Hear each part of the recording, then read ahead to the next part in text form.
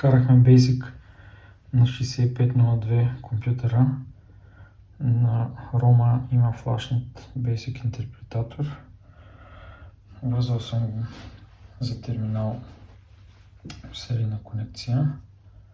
И сега като го рестартирам,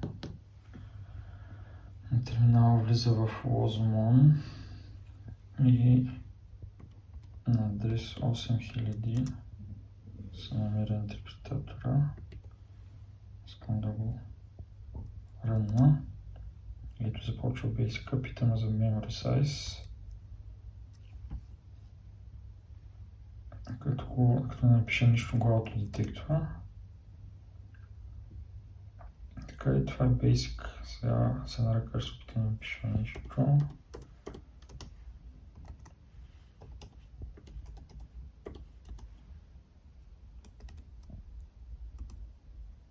Така, принт на здрасти. Така, понеже е малко гадно се на ръка да пиша, съм си копирал една програма проста. Така.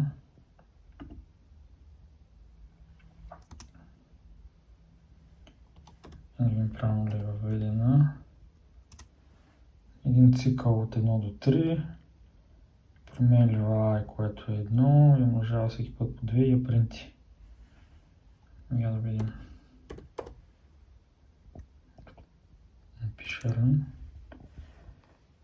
248. Работи.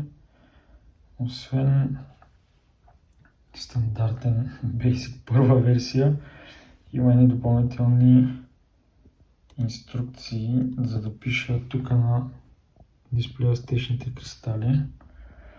Това е добавка от Bniter. LCD Print инструкцийка. Тук може да напишем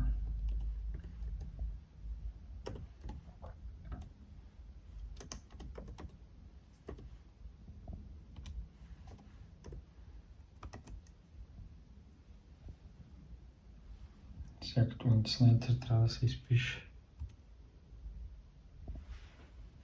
Здравей, Никлоп. Така, и тук имам команда. Имаше команди на екрана и ето тази LCD команд 1 изтрива екрана. Да пробваме нещо друго.